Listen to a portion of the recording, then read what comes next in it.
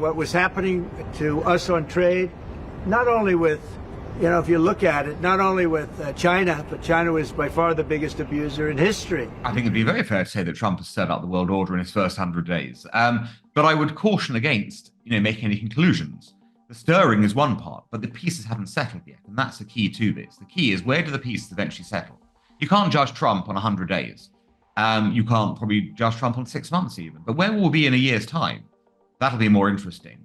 Does the world look better or worse in a year's time? The way he went for sanctions or the tariff, what he calls it, on other or rest of the world, but then he needed to withdraw everyone and also give a 90 days of period, and we don't know whether it will come back or not. Some of the sort of MAGA crowd saying, this is bringing China to its knees. I mean, I think it was prepared for this sort of event, and I don't think it quite expected Trump to sort of go for everyone else too, in the rather sort of chaotic way that he's done. I don't think Donald Trump's got the horsepower in his team to be able to do this properly.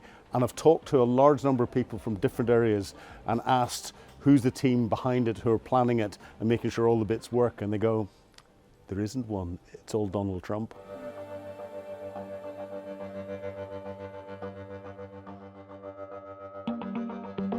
Right now, we can just see the chaos, as it were. To us, it looks like chaos. But is there a master plan there? Is there something that will actually be achieved? Well, that takes time to know and to understand. And even though you can get some pretty radical divergences in policy, what Trump is very good at is setting a broad agenda. I want this to happen. Now, getting there may mean you snake left and right, and it looks like you're about turning, but actually you're still making progress towards the end point. And a good example is tariffs. Trump has somehow normalized a 10% tariff by saying he's not giving 100% tariffs. Now it's 10%, everyone's gone, phew, thank goodness for that. People have forgotten that means that America is running a 10% tariff system when it wasn't a few months ago. So that's an interesting point there. So where are we in a year's time? Will that 10% baseline be there? Will he have negotiated deals with other people to have made trade freer even? Who knows? All of this is on the table and possible to achieve. Will he have bombed Iran, or will he have got Iran into a proper nuclear deal? Both possibilities are there. Will peace have emerged in Russia, Ukraine, or again, we don't know. But the reality is, certainly he's shaken things up, and probably the world was overdue a good shaking up, because things were not necessarily proceeding in a sensible fashion in many of these areas. China has been preparing for a similar type of confrontation and doing things without the United States, particularly from the COVID period. Because during the COVID period, most of the Americans, those who were, people, their representatives in China, they left and they haven't come back yet, or very few had gone back. So China has been prepared. China has the resources. China has the possibility. And also we need to realize the Xi is a very nationalist politician. He wants to project himself, as I probably told you last time, that, bigger, stronger, better than Mao. While Mao had an ideology, he doesn't have an ideology. He has the nationalist frame of mind, and he has got, China was that time poor, but Mao took the base on ideology. But this guy has now, President Xi has the stronger China, economically forceful China, militarily forceful China. So I think he doesn't want to any way back down. And this will be, and as you can see, there are many things Chinese media we used to not cover, because Chinese media is highly regulated. But this trade war is being covered, everything in China. And the reason is, as you can see, the Chinese social media, Chinese whatever the public opinion, and the Chinese government statements are extremely bullish. And of course, they want a confrontation with US. I mean, obviously, it's not sustainable for either, America or China, because, at some point the pain will become too great for both of them. They have massive sort of interlinkages, despite what everyone says. So, something like 550 billion US dollars of trade either way. and all sorts of indirect links. So I think that they will at some point need to do something. But at the moment, I think China feels emboldened because not only is China being, America attacking China, but it's attacking others too. You can't really win a war when you're fighting on all fronts. So I think that China's able to endure the pain more than America. And a lot of America's pain is self-inflicted. So I think that makes China maybe psychologically in a stronger position. So China, look, it's quite clear, judging by the talk behind the scenes, that what America's really after is a deal with China, which obviously makes sense. I mean, a trade war with China would be, bad news. But at the same time, America is serious about wanting China to come to terms with, frankly, the cheating and bad behavior China has exhibited internationally, as it is, claimed to be about free trade, but gone about with subsidies and, dumping and all that sort of progress. It's been anything but free trade. So I think he's got a goal there to sort of make sure that Beijing is reined in, that it is playing by the rules, and that if there is to be a deal done, the Americans emerge out of it with a reduction in their trade deficit, which is of course what he's very seriously interested in. I think China's got options that mean it's being singled out, but it's being singled out because it is significant and powerful and big, and it's probably the one country that can really face America and do this. And I think China has been feeling this kind of showdown was sort of inevitable for quite a long time, and now is becoming real.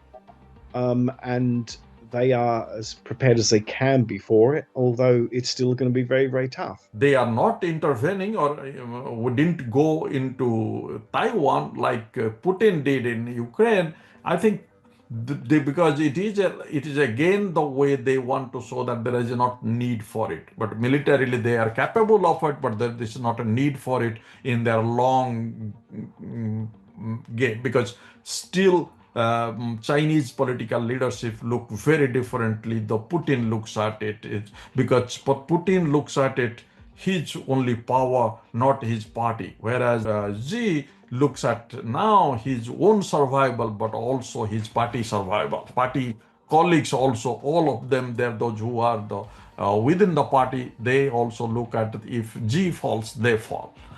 So in a sense, it's a very Xi has a possibility to look at a long-term perspective. To underestimate China's military and economic strength, but also as we see now, and we have seen for some years now, that under Xi, China is prepared to play the big game openly. I can't think of any time in recent history where if you put China into a corner and you gave it, like a kind of ultimatum, it worked. Because China has a massive victim mentality. It feels that modern history has been all about being bullied and sort of told what to do by other countries, particularly countries like America. And it vowed it would never be in that position again. So psychologically, because this is as much a psychological war as it is a trade war, I reckon China's mentality is really, really not in the business of backing down to this kind of treatment. I think there were other ways that it could have been done to rebalance the trade. The first Trump, trade agreement with China, while it was partial, was sort of sensible.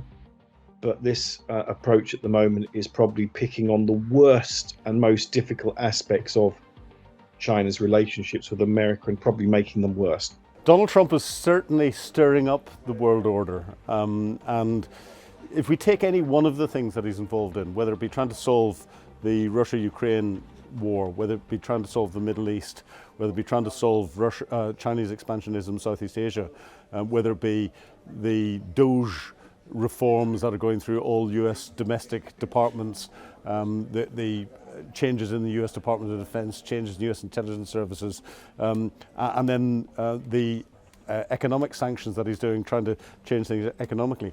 Any one of those would be a major policy move and something that would occupy a competent, experienced government for the whole of its time and term. He's trying to do them all at once. and not with a very experienced top team. Commanding or being a soldier in the front line does not, as Pete Hegseth, as Secretary of State for Defence is, does not qualify you to run the Department of Defence. You don't want to think of things from a tactical perspective. You need to understand the politics and how that works. And you've got that across government. I think there are two possibilities. One is going out, then if you leave that, there are two other possibilities. As we can see, there is a backdoor negotiations taking place.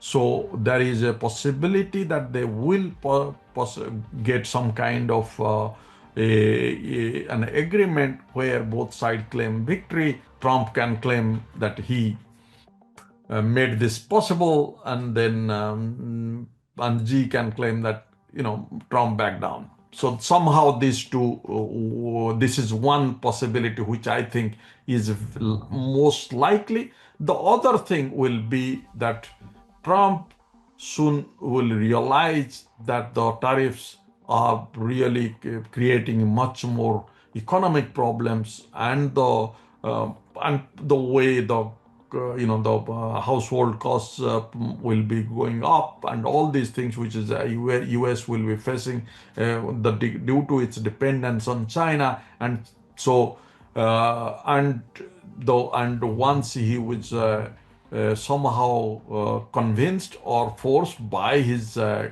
coterie around him that he needs to change his mind, and he can do it. The thing is, he knows that his supporters, as he has said, that if he can kill a person, if he shoot a person in the New York High Street, nobody will, his supporters will not leave him either. So he can, and he did that, like you see, 30 days, declaring all these things. His supporters, he understands that his core support group still with him. So if he will be forced or somehow convinced by his coterie around him, the business complex, industrial complex, that then he needs to do this, he might, as you say, is very, he can do whatever he thinks. So I think there are three, as I mentioned, there are three ways it can go. The first one, very high unlikely depending on the global situation. Second one, I think very likely given the situation that Trump has still kept China and leaving all the other countries for some time. So Xi understands that the China, once he has focused on China, let him give little bit, then we can make some compromise. And the third one is then Trump might tomorrow, or even before we started speaking, he might change his mind. So that's something I cannot really guess. Well, I think we're going to see more progress towards his goals. There'll be more twists and turns. There'll be some trade deals announced, obviously, which will show that he's making, sort of success. He'll be able to point to those in that way. I'm not sure he's going to be able to solve Russia, Ukraine in that time. I think that's going to be a tough one to crack, unless he's determined to put forward a very bad deal for Ukraine, which we wouldn't welcome, of course, in that way. What Trump has indisputably done is shown the power of America once more. People speak of American relative decline, and that's true when you look at America's real power compared to what it was, say, 40 years ago. But what is also true is that America matters once again much more than it has done the last 20 years. Everyone's looking to Washington once again, and that was not always the case over the past 20 years, and that tells you the tremendous power that Trump has at his disposal and the recognition of it worldwide. He will probably withdraw overt support for Ukraine in the Ukraine-Russian conflict, wash his hands of it and walk away and refocus on what he's doing in Southeast Asia with China. He's already stated that that's his primary objective, and we've known that for quite some time. I don't think that he's going to cut off support for Ukraine completely. I think a lot of it will still happen under the radar, and therefore that will then influence what he's going to do from a global trade perspective, and he's already making the noises that he's going to give concessions to China should they come up with the deal. Nobody knows what the deal is, and of course, from what I've heard, Donald Trump didn't write his own book, The Art of the Deal. Someone else did, so hopefully someone else is giving him sensible advice, and the next 100 days will calm things down on a global basis, because I don't like where they're going at the moment.